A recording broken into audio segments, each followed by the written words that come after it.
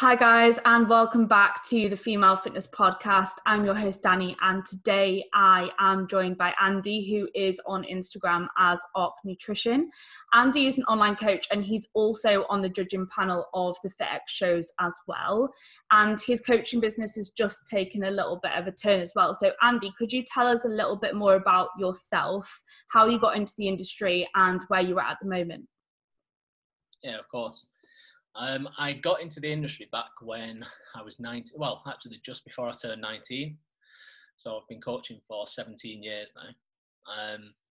Originally started just as a PT, working in Total Fitness in Bolton. And I've just continued to progress through the different stages as and when I wanted to. I think I was coaching people face-to-face from 2005 to 2015, so about 10 years. And I started online coaching back in 2012, before it was kind of popular and a thing that people did. 2015, I transitioned completely to online, focusing more on prep and the nutrition side of things. And as you said, my coaching taken a slight turn recently has been, I've transitioned away from fitness more to specific life coaching, which I've been doing since 2015-16 as well. But it's now specific to emotional and behavioural coaching than anything else. And also, I'm known as Art Nutrition on Instagram, but I'm also known as Art or Art Nutrition by the majority of people in real life as well, though. I think that happens to most people. Like, you see people at expos and shows and stuff, and everyone's calling each other by their Instagram handles these days. And we've actually had you on the podcast before, but I think that was like 2 years ago now. So a lot must have changed since then. And what was, out of interest, Andy, what was the sort of main reason for you moving a little bit more away from fitness and more into like life coaching?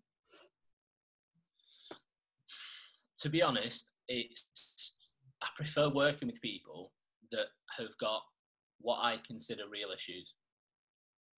Because I just got to a point where there was too many people coming to me, which didn't really make sense given my natural temperament of being blunt and being very honest and not being a hand holder, that seemed to want that kind of coaching and expected to be chased and expected to be, like spoon fed through the process. And I got fed up with it, to be honest. And I found that when I was working with the people that have got genuine issues, whether it's life stress, emotional, things that are linked with issues surrounding eating or anxiety and things like that, the passion is really, really strong in that sense. And the fitness side of things, I was losing interest, to be perfectly honest. Yeah. What I like about that is how you've sort of allowed yourself to go where your passion lies, as opposed to trying to like stay in an area where you're maybe not so driven by anymore. I think a lot of people these days sort of like stay in things which they're not so passionate about because they feel like they almost have to, or they're like stuck there because that's part of their identity. So I really like the fact that you've allowed yourself to like veer off a little bit. Yeah, well, the thing, a lot of the people that I work with, some of them have that mentality, but they're stuck in a relationship and they feel like they can't get out of it, or they shouldn't get out of it for X, Y, and Z reasons. People do that with their career. People do it for lots of different areas of their life. And that's just something that if I'm teaching people how to break free from that, I couldn't then do the opposite myself and stay in something that was beginning to drain me. Yeah, exactly. And that leads quite nicely into one of the questions, which was quite vague, but it was, how important is your mindset towards everything in life, including training and nutrition? It's very important, because the way that you view something is going to be quite, it's going to dictate how you're going to approach it. If your mindset towards, let's use fitness as an easy example, if your mindset towards physical fitness, your own health, is that it's something that you have to do, then you're going to constantly feel restricted by it. You're going to constantly feel like you've got this external imposition on your life that takes up your time. When people focus on the sacrifices, when it comes to dieting, when it comes to training, when it comes to cardio, when it comes to any element of fitness, they're usually the people that their mindset is wrong. They're not doing it for the right reasons. Yeah. I saw actually a really good post by Cliff Wilson the other day, and he was talking about how when you're getting into competing, the people that sort of, they know that it's going to be extremely hard and they know that it's going to be painful, they are able to enjoy the process because they know that, rather than people who almost expect it to be a little bit of a breeze or think it's something that it's not. They're shocked by the fact it is very hard, it is very painful, and they aren't willing to give that sacrifice, if that makes sense. Yeah, and they almost act offended by it. Like people get all bent out of shape by how difficult the process actually is, and the fact that they weren't able to do it to the same degree that other people do it, that they see on a regular basis. Because one of the things that you will get if you constantly view champions within the bodybuilding industry, whether it's bikini, whether it's fitness, whether it's a bodybuilder, if you constantly view the champions and follow their process through their Instagram, through their YouTube, you get a warped perception of the difficulty of it. Because even though they will suffer more than somebody that doesn't win, because usually the people that win are the ones that work the hardest, they don't see it all as a sacrifice. They don't see it as a punishment. They don't see it as it's taken away from their life. They're grateful for the process. You know, they enjoy it. And again, a lot of it is mindset and mentality. They do it because they love it. They do it because they want to do it. So yes, they have to get up really early to go out and do an hour of cardio or hit a ridiculous step count every day. The calories get incredibly low, you know, and they're running on fumes for weeks and weeks and weeks at the end of a prep. But it doesn't come across that they're miserable, because they're not. But then you see some people, they start a prep, they're not even 12 weeks out and they're already complaining. They're already talking constantly about how tired they are, how hungry they are, how hard it is. And for me, when someone has that mentality towards competing, I don't for the life of me understand why they do it, because it can't be an enjoyable process. Yeah, exactly. And yeah, perception is everything, because if you see, like in the example of prep, just because it's an easy example, if you see what is required, the actions that are required as a sacrifice, you're going to have a really hard time through the process. But if you see it as an opportunity for growth, an opportunity for self-development, something which is going to challenge you, yes, but it's also going to benefit you in so many ways, you'll have such a positive experience of the process.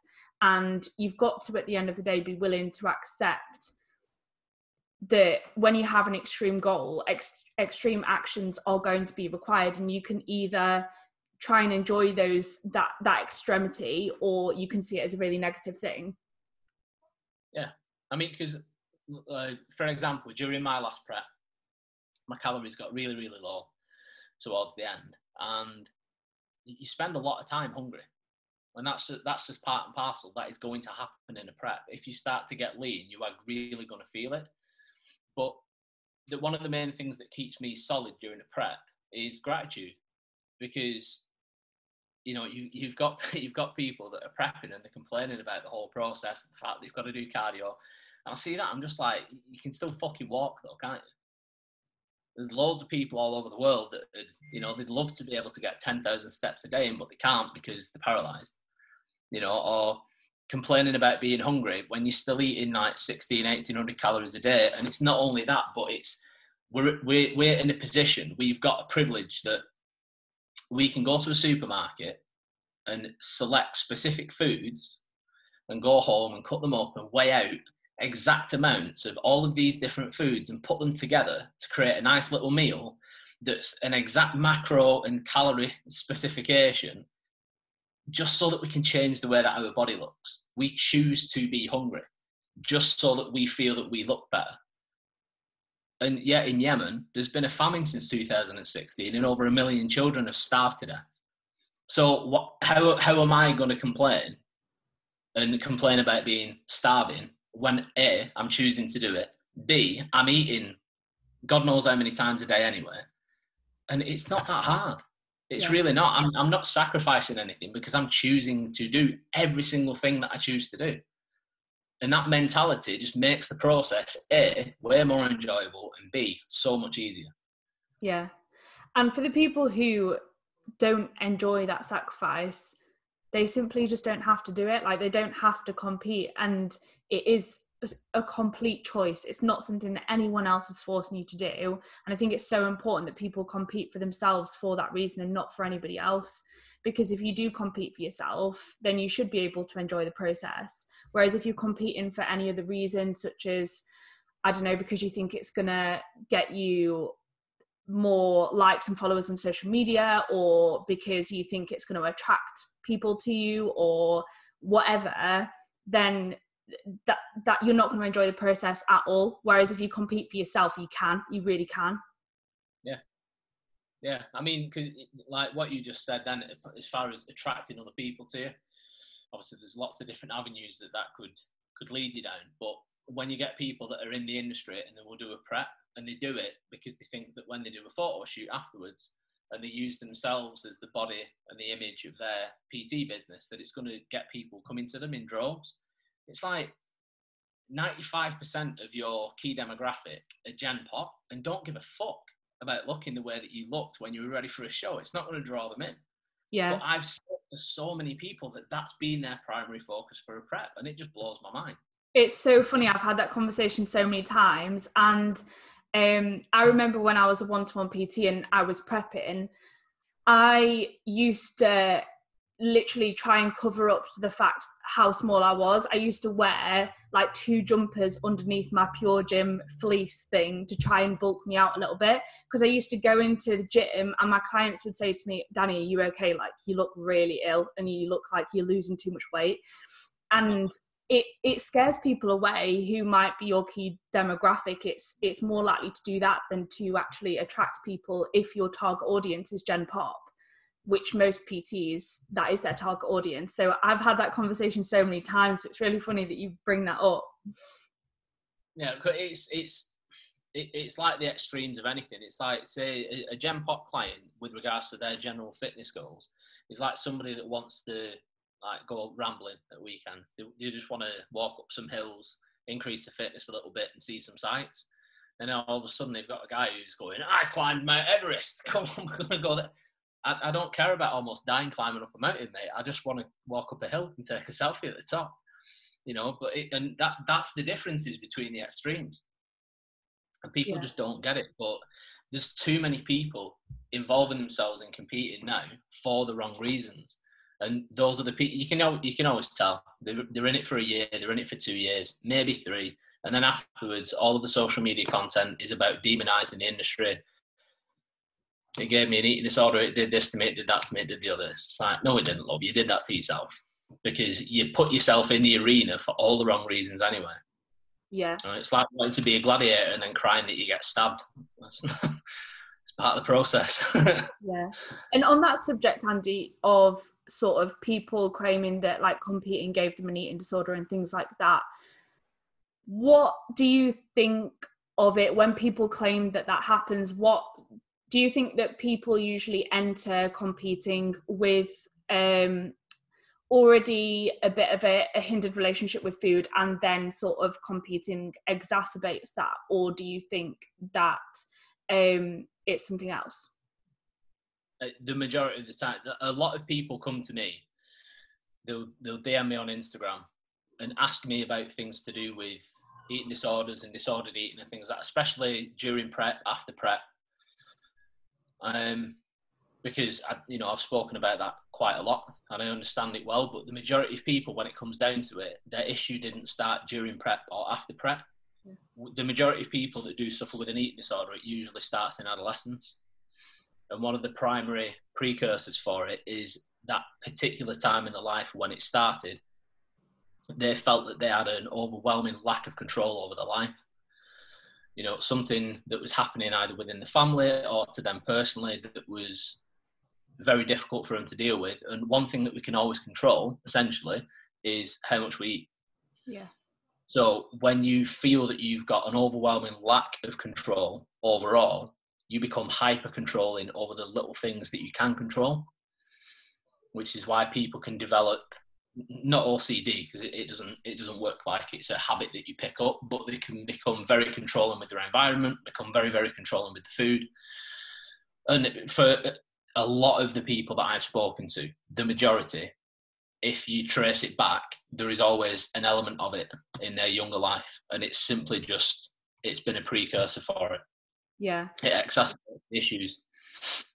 Yeah, and obviously competing attracts those people because it is all about control. You control every single variable throughout the entire competition prep. So it's going to attract those people who've sought that control through food. For anyone who is in that position who might have struggled with disordered eating behavior in the past, would you generally recommend that they don't enter a prep? It's what you know what it's like being a coach. It's so many questions that people ask you, and the answer starts with "it depends." Yeah. And whilst this is something that starts with "it depends," because a lot of people are really quite myopic with their approach. They will gain a belief, or they will absorb a belief from somebody else that they respect, and then that's it. So you'll get a lot of people that say, if you've had issues with food, do not compete. Yeah. Period, because it will make you worse. Nothing works like that. Nothing is that linear. Because I know people in the industry that have had a history of issues with food, that have competed, and the understanding that they have gained of calories, of portion sizes, of self-control has actually been the thing that's helped them overcome it and get to the other side. Actually get to the point where they could genuinely say, I'm recovered. In the same way, I know other people that have gone into it and it's just made them 10 times worse. Yeah. So it's very person dependent. I wouldn't advise somebody to do a prep as a means of trying to correct the issues that they've got. Yeah. Because I just don't think the success rate would be anywhere near high enough to have it as a viable prospect. But some people that have issues may try it and may find that it does help them, because I know people that have been in that boat. But I wouldn't say do a prep and see if that helps, because that would be bad advice. Yeah, I agree. Like most things in the fitness industry, it comes back to it depends. And just to touch on, you were talking about mindset and like gratitude earlier. A lot of people talk about making gratitude lists and things like that. How would you recommend someone go about trying to be more grateful throughout their life and trying to practice gratitude more frequently? In the initial instance, starting a list is usually a really good process, and not for the reasons that most people think, because when you get somebody to first sit down and try to write a gratitude list, the most apparent thing that comes out is how ungrateful they are. And in order for somebody to genuinely begin to increase the level of gratitude that they've got in their life, they need to realise how ungrateful they've been so far. I've worked with people in the past within a life coaching capacity, and I've got them to start doing a gratitude list, and they've come back to me and they've got one thing on it, 2 things, 3 things, and I've been like, and what else? And like, I've not got anything else to put on the list. I'm not grateful for anything. And that, in their mind, means that they have nothing else to be grateful for. But not being grateful and not having anything to be grateful for are 2 completely different things. And then when you break it down, it's the realization that gratitude can be for the smallest of things. Like, after a while with myself, I stopped doing lists because the gratitude almost became completely automated. Yeah. And I found myself being grateful for simple things. Like, I'd go shopping and then the fridge is completely full. If you've ever had your fridge full to the point where when you open it, the light is that covered by food that it doesn't really make a difference, then that is something to be incredibly grateful for, because that's a position that there's literally billions of people around the world that will never experience that. Yeah. Just the fact that I can go to the supermarket and be in an entire building that is full of edible food, fresh edible food that I can gain access to. The fact that I've got the money to be able to afford it. The fact that I've got the body to be able to push the trolley, to be able to carry the bags to my car, the fact that I've got a car to drive home to, and I have a home to drive home to, and then I've got a fridge to put the food in and cupboards. And when I'm cooking food, the fact that I've got the means of actually facilitating cooking the food, it's everything. It's step by step. When you break it down for people, this is a story that I use, that it really kind of brings it home. One client that I had years ago, he was very much like that. I've nothing to be grateful for. So I asked him to take me through his day. And he was just like, well, I'll get up, I'll go to work. I was like, no. Take me through your day from the minute that your eyes open. You open your eyes and what happens? And I forced him to go for everything. I was just like, where do you wake up? He's like, in bed. I said, what kind of bed? He's like, a double. I was like, is it comfortable? Like, yeah. I said, and the sheets on it, are they clean or are they dirty or are they wet? He's like, no, they're clean. I was like, are they dry? I was like, yeah. I said, so you wake up in a comfortable double bed then with clean, dry sheets? He was like, yeah. I said, so you get out of bed and what do you do? He's like, well, get ready for work. I was just like, it's the first thing that you do. He's like, I'll go to the toilet. I said, so you've got running water then? And you've got a toilet? I said, and when you walk to the toilet, what are you walking on? Are you walking on floorboards? Are you walking on gravel? He's like, no, carpet. He's like, right, cool. So you've got nice carpets in your house as well. And I took him through it was painstaking, but I made him acknowledge everything that he's got that millions of other people will not only don't have, but will never have. The fact that he can go and brush his teeth, the fact that he can have a shower, and the fact that he's got, multiple shower gels and shampoos and conditioners and shit like that to choose from for whether he wants to smell like fucking mangoes that day or whether he wants to smell like lemon or so, you know what I mean? Took him through everything. It was like, when you go downstairs after you put your clean clothes on, you go into the kitchen and what do? I make breakfast. So again, so you go into the fridge, you select from all of the fresh food that you've got, what specific food you want to eat that day. You cook it, you eat it, and took him through his entire day right until he went back to bed. I was just like, right, here's what I want you to do. He was like, what? Because it was about 7 o'clock at night and it was the middle of winter. I said, I want you to go out and get in your new car that you've just told me you've got, brand new car. I said, and drive around until you find someone that's homeless. I said, and get out your car and sit down next to them and tell them about how hard your life is and how you don't have anything to be grateful for. He was like, oh, I'm not going to do that. I said, why not? It's like, if you've nothing to be grateful for in your life, that hard. I said, go and tell someone that's homeless how hard your life is. And it was the slap in the face that he needed to make him realise. It was just like, yeah, I've been really fucking ungrateful. Yeah. You go. I think that's such a good way of putting it, like such a good way and making people realise, because especially these days, I think people take so much for granted and everything is so accessible. Whereas we actually, when we put things into perspective like that, we have so much that we do actually need to be grateful for. And when people look at making gratitude lists, they usually try and think of like huge things, when in reality, there's millions of like tiny little things, which what might seem tiny for us, but to someone else would seem huge. Yeah, but the thing is, Danni, we should still appreciate those tiny things every bit as much as the big things. You know, it's like, say something happens and you're not going to drive somewhere, so you walk instead. Like, if you're not grateful for the fact that you can walk somewhere, then you're living life wrong. You know, it's like some people get completely bent out of shape when they can't figure out what outfit they want to wear to go out. Completely losing perspective on the fact that they've got so many clothes to choose from. There's so many shoes and everything else that they struggle to pick what they want to wear. Whereas you've got somebody else that might have to wear the same outfit every single day. Yeah. You know, and it's a process. And I think one of the issues that we've got, and you just touched on it, about it's because we live in a transactional society. It's like, you want everything now, like immediately. I've ordered that book and Amazon are going to deliver it tomorrow morning. I don't need to wait for anything. I don't need to go out and get it because it will come to me. And people want something that will get them to where they want to be now with very minimal effort. And it's a process. It's like, if you want to get physically fit, you've got to start going to the gym and stay consistent and do it until you become fit. If you want to be more grateful, you've got to start and do it every single day. Do it multiple times a day. And you will get better and better at it over time, and you will feel better over time. But people don't want the journey. They just want the reward. They want it right now. And life doesn't work like that. But there's no element of life that works with that immediate gratification.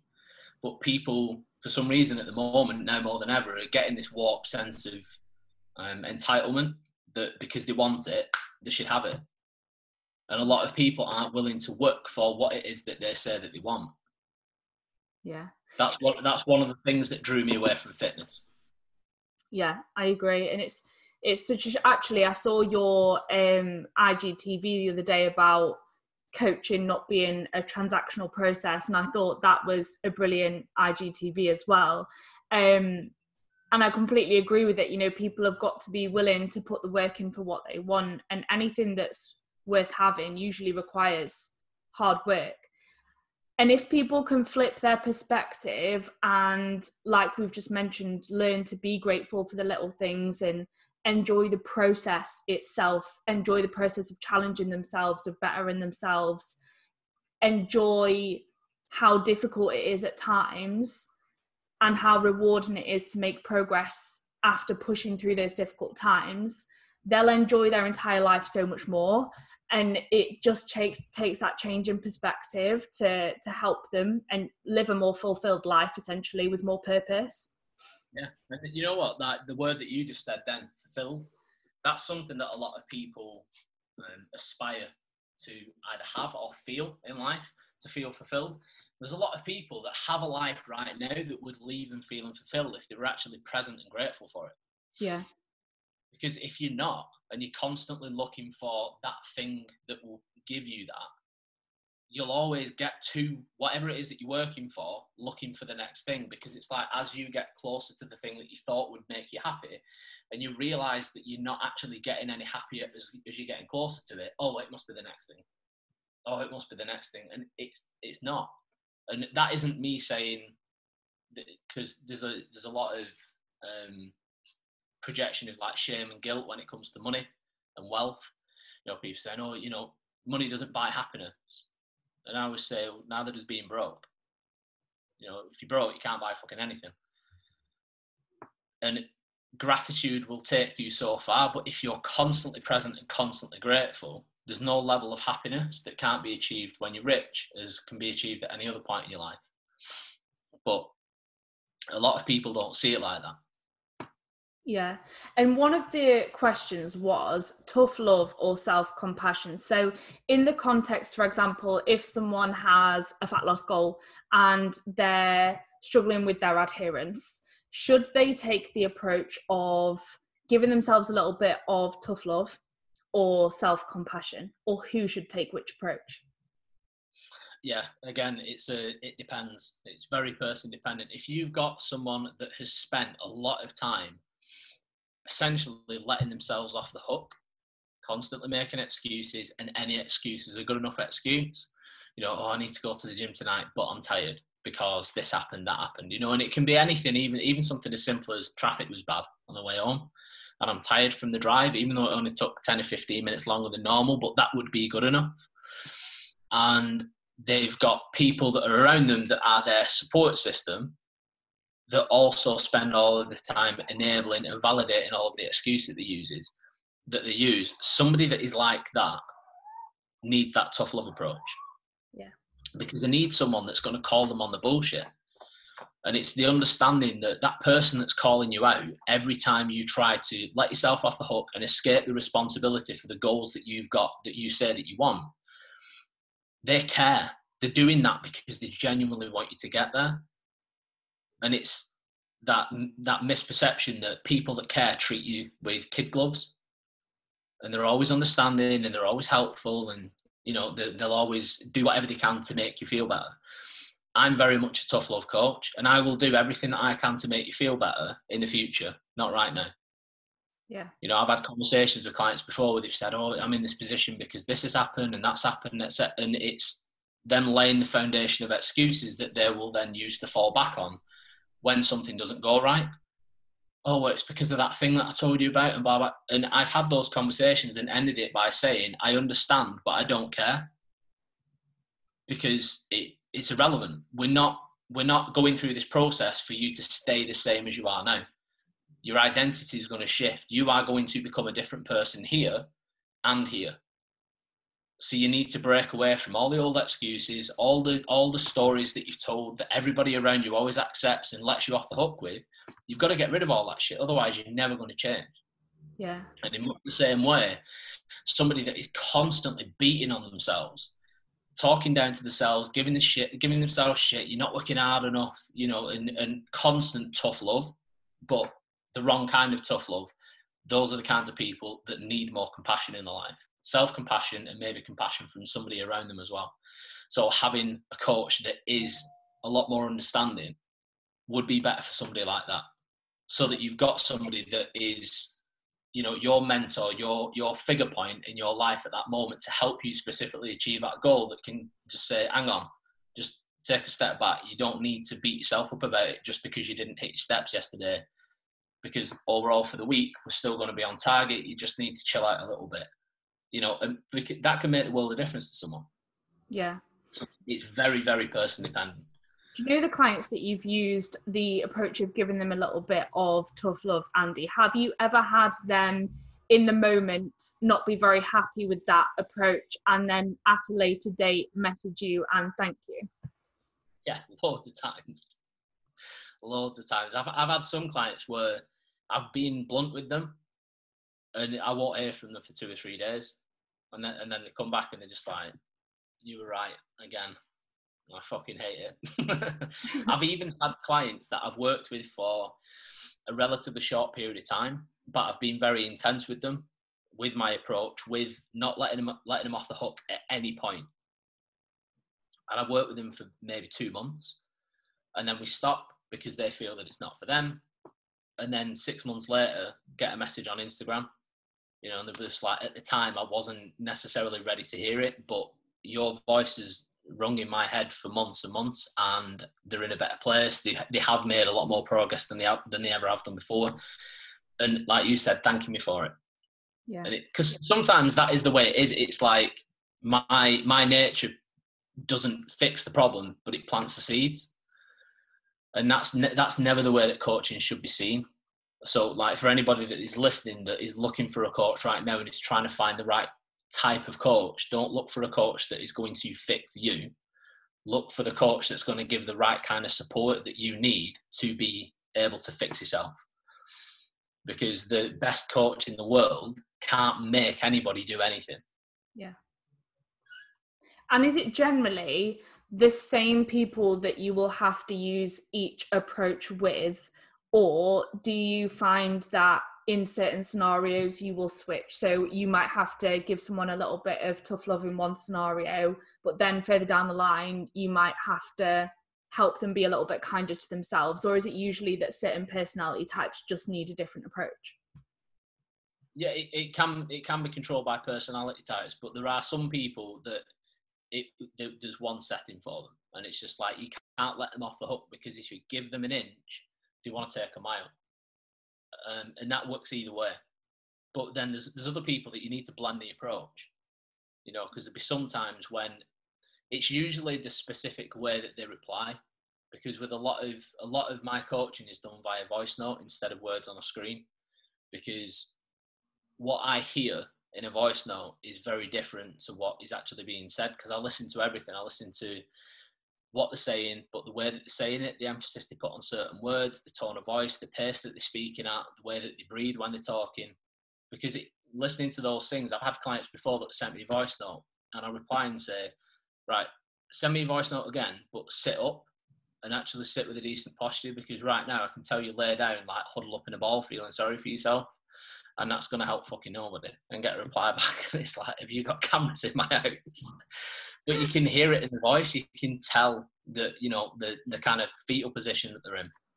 And even things like that make a big difference, being able to hear someone. Because sometimes they can say something and I'm like, they don't need to be pushed right now. They need to be given permission to kind of peel back just a little bit. And then the following morning, they push themselves forward.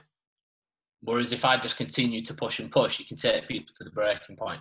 And I've come to realise that through mistakes that I've made over the years, because there's been times when I should have let somebody pull back and I've pushed them and it's been too much. Yeah. But, you know, that's how you become a better coach. But yeah, it's some people do need a blend. Yeah, I'm the same in terms of using voice note communication, and I find personally that really beneficial. Like my clients check in via voice note and I respond that way. I think personally, I, like you, get a lot from tone of voice, so I think it's really, really beneficial. Yeah, I mean, you'll know yourself. There can be something that you'll send as a quick message, just typing, and it's received in a completely different way than it was Yeah. intended. Whereas if that exact same sentence was said in a voice note, your tone of voice would be the indicator for how it's supposed to be received, and it can completely change the situation. Definitely.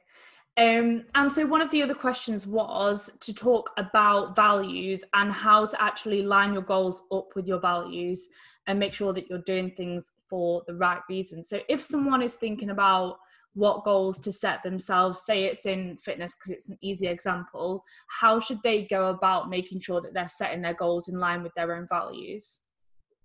One thing that I found with a lot of people is that the vast majority of people don't have a clue what their value systems are. Yeah. Like, do you mind? Just unplug my Mac. He says you're not allowed to do anything that's away from me. Well, now he's hiding. Anyway, I spoke to loads and loads of people, and I asked them about the values, and I just get a vacant stare, from the other side of the screen. Because a lot of people genuinely don't understand what values are, the areas of your life that it can impact, and the way that it impacts it. And it's so important. A lot of issues that people get in relationships are because their values and their partner's values don't match. Yeah. And there's certain value points that you can have compromise within, but there's other ones that you can't. And if you have conflict in specific values, whether it's societal, whether it's the way that you love, financial, there's certain value systems that if you and your partner don't align on it, it's just conflict. But it's conflict that won't go away. So it guarantees that you are always going to have tension in those specific areas. And when it comes to finances, especially when it's finances, emotions, love, things like that, that's constant. So you've got to approach any goal to make sure that the reason why you're doing it is something that is going to keep you consistent. So I'll use this as an example because I remember back when I was still a financial advisor, I was a sales trainer at one point. And this was an element that I used to teach them about values, because within sales, obviously, money is the main thing, making money. And a lot of the time, some of the people that weren't very good, some of the worst salesmen, it wasn't that they couldn't sell, it's that they were focusing on the wrong thing. They essentially wanted to help people, but they were focusing on just trying to get money from people. Yeah. So because of that, there was a conflict between their actions and the values, and they couldn't keep any steam behind the movement. As a PT, as an online coach, if you're an online coach and you're struggling at the moment and you're constantly thinking, I need to get more clients so I can earn more money. I need more money, I need more money, I need more money. But your main value is that you want to help people and you want to change people's lives. Because creating content and posting for free and things like that is a longer journey to that eventual goal. A lot of people won't pursue that because they think, no, I need money now. But because their main focus is, I need money. And they don't want to use people for money. They don't want to just speak to people just so they can get money from them. So you constantly self-sabotage. They won't post enough content, or if they do, they're really inconsistent with it. Or if they do get into a conversation with someone, they'll sabotage the conversation. They won't put enough effort into it, or they'll ask questions that lead nowhere, and they end up putting themselves in a position where they're not going to be able to earn the money that they feel that they need because they're doing it through a disingenuous way to them. Whereas you get somebody else whose values is just make money at all costs. They don't give a shit. They'll use anybody in any respect as long as it brings them more money because that's where their values lie. Yeah. So that, those two things is kind of an example of it. As far as applying your values to a fitness goal or something like that, it's a little bit different. It's kind of, that can be motivated for so many different reasons. And one of the issues that affects people when it comes to a fitness goal, especially if it's to do with losing weight, is the projection of any kind of societal judgment. Because one thing that I've spoken with a lot of clients about is the fact that anything that we can gain pleasure from is subject to prejudice, shame, and guilt being projected through the societal sphere. And if you think about those things that people can be made to feel shame about, sex, money, gambling, drink, drugs, you know, they're all things that we enjoy. You know, like material possessions and things like that, the way that you look. All of those things can give us pleasure, but all of those things are subject to other people pointing the finger and judging you for it.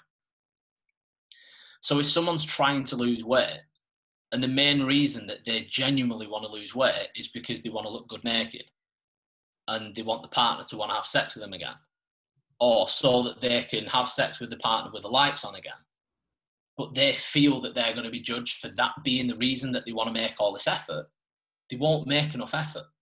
They'll lie for why they want to do it. And again, for a lot of people, anytime you're dishonest or disingenuous, you're going to crumble eventually. You will self-sabotage whatever it is that you're focusing on. Yeah. And if, for example, someone's pursuing fat loss or they're in a competition prep and they find that they are self-sabotaging, like you mentioned previously. So, for example, they're overeating in a fat loss phase, or they're, you know, not doing their cardio, whatever it is, coming up with excuses, they're self-sabotaging, they're stopping themselves from getting to the end goal. Is that sometimes a sign that they might be pursuing a goal that's not in line with their own values? It can be, but one thing that I've found is most common is that what they focus on is just the exact opposite of what their initial goal was. And it can be that they're doing that because of insecurities, because of self-doubt. So you'll have it as well. You'll speak to competitors, you'll speak to, whether it's a client, whether it's a friend that's competing. And whenever you speak to them about it, they worry about not being ready. I'm just worried I won't be ready in time. I'm worried I won't be ready in time. And that's their primary worry. I'm worried about not losing weight this week, or I'm worried about gaining weight. You know, I'm worried about showing up at the show fat. I'm worried about my glutes not being in. I'm worried.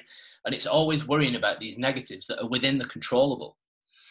So the thing that you focus on the most is what you are going to create in your life. That's almost guaranteed. So if you spend all of your time in a dieting process worrying about gaining weight, not losing weight, you know, not looking good by the time it comes for your holiday or your photo shoot or your competition, your actions will start to reflect what you're focusing on. So you'll start to shave those 5 minutes off your cardio. You'll start to let yourself off with 500 steps or 1,000 steps. You'll start to make excuses for why you can't do it. Oh, I feel really lethargic today. I must need more rest. You'll eat that extra bit of food that you know you shouldn't have, or you'll cheat on your diet. You'll just through and through just eat a shitload of food that you know you shouldn't have. But they're doing that because you are creating the life that you are thinking about most often, even though it isn't what you ideally want. You spend all your time worried about gaining weight and worried about gaining weight, you're going to eventually start to adopt habits that will guarantee that that's where you're going to go. That's one of the basis of self-sabotage. Yeah. It's part of the potential cycle. That makes sense. And someone actually, which is kind of linked with self-sabotage to some extent, it could be anyway, someone mentioned that, well, they wanted us to talk about food obsession during prep. So why does that usually occur, and how might someone avoid that happening? There's lots of different reasons for why it would happen, but one of them is because people focus too much on the sacrifices of prep. And you'll find someone that during their off season don't follow any food pages, and all of a sudden they're following loads of them. Yeah. You know, and not only are they following them, but they're sharing them to the story. Oh my God, how good does this? And I'm not being funny. I've been on prep and seen people share these like big tower burgers that's like 9 patties high, and it's, you know, got all sorts on it. Look at it, I think that looks shit, that. And not only that, but how are you supposed to eat it? Yeah. You know, it's not a burger. Burger, you pick it up and you eat it with your hands. If you tried eating that with your hands, you'd be an absolute mess. No, but and they perpetuate their own problem.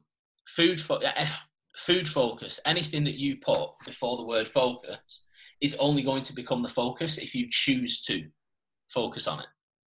Yeah. And that's essentially what it is. The people that get the worst food focus generally feel that that's the biggest sacrifice that they're having to make. even though they're still eating 5 or 6 times a day most of the time. And yes, you may not be eating the food that you necessarily want to, but it doesn't mean that, you know, you're being hard done to. You're not that restricted, because it's always a choice. And for me, if your food focus becomes that chronic whilst you're prepping, you shouldn't be competing. Yeah, I agree. Because you're focusing on entirely the wrong thing. You're focusing on something that you can have any time that you are not on prep.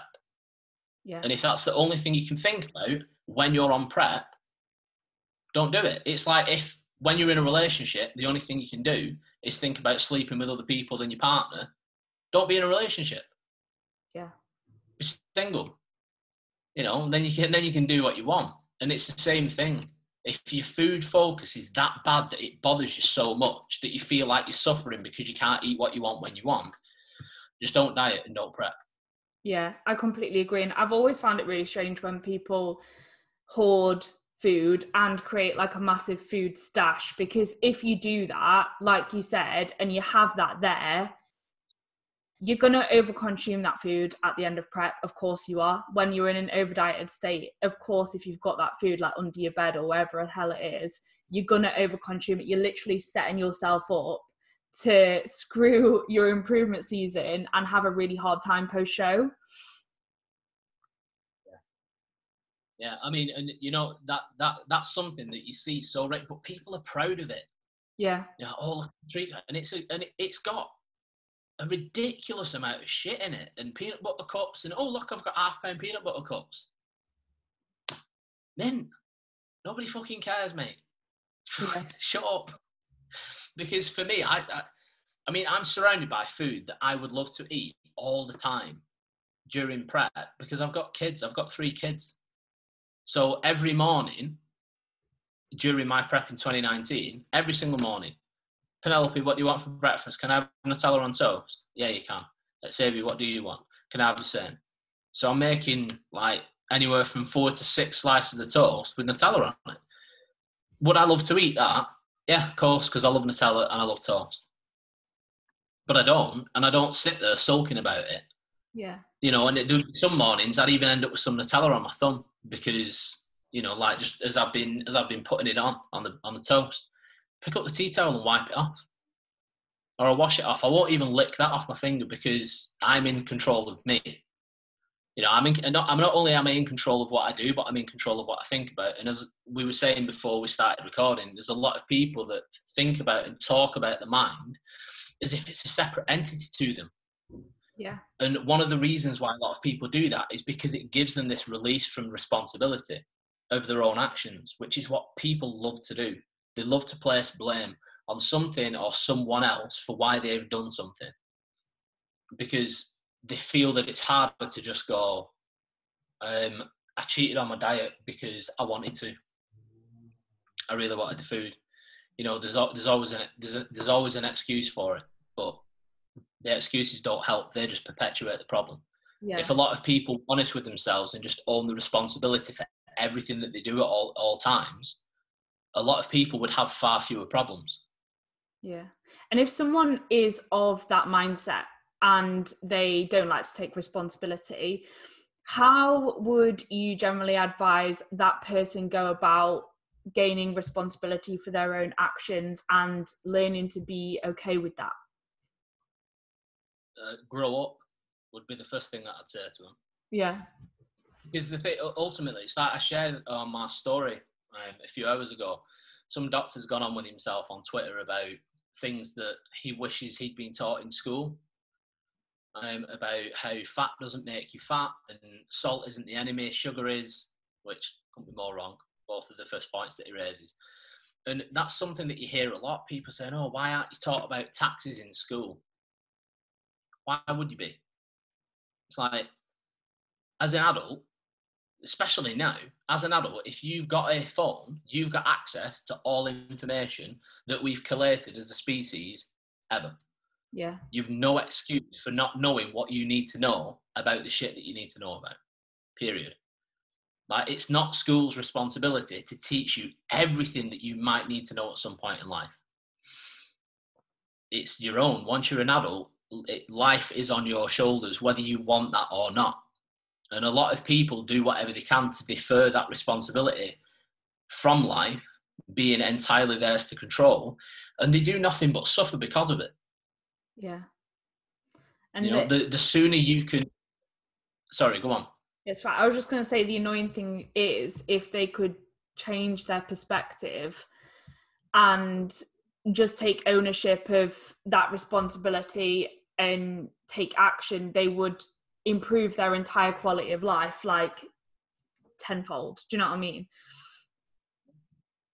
Yeah, 100%. I mean, and I've got experience with this in different industries.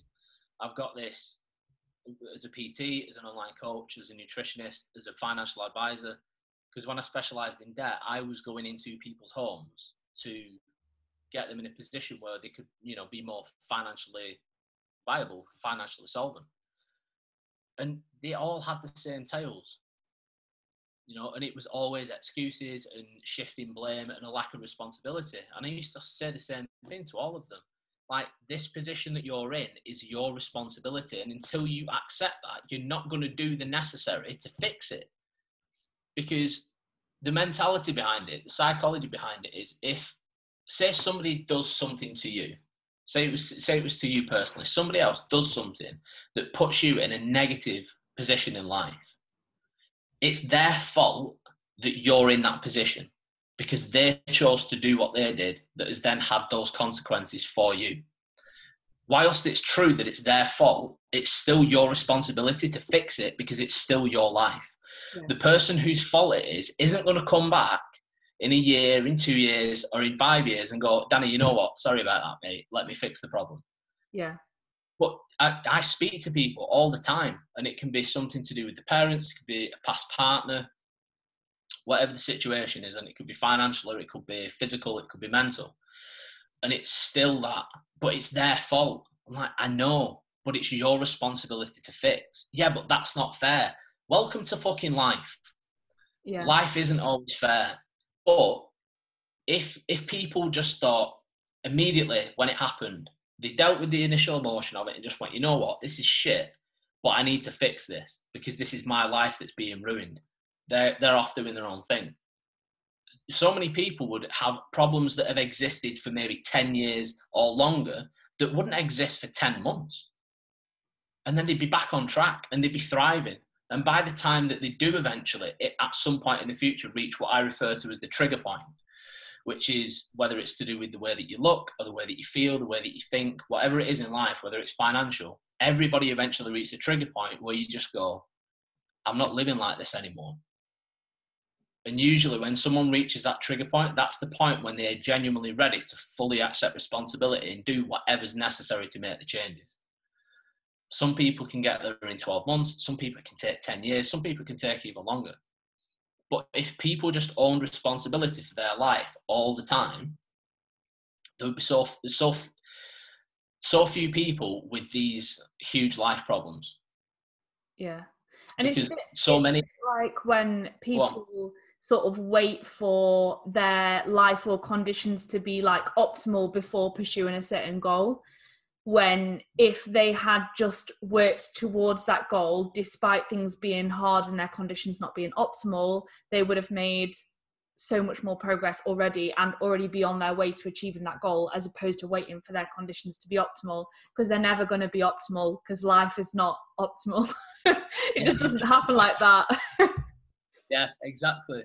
And that's it. That like, it's a really, really good point, because it is, and that affects so many people. Like, I'll start my fitness journey when that thing stops happening, or I'll start my fitness journey when I feel like this, or when this has happened, whatever it is.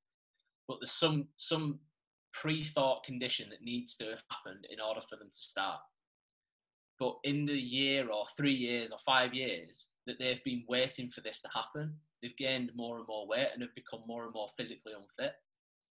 Whereas if they just started with what they had and where they were, even if it was literally just going out and walking, and maybe slightly reducing the food intake, all the same foods, but just eat slightly less, by the time that same condition was then met, maybe 3 years down the line, they might have half the work to do.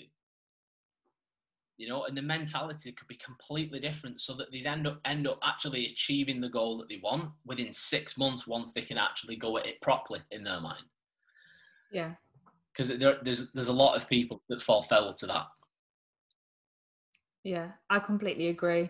And I think that, yeah, it would probably be one of the best pieces of advice I could give for most people, to just start working despite like your conditions not being optimal, because they're never going to be.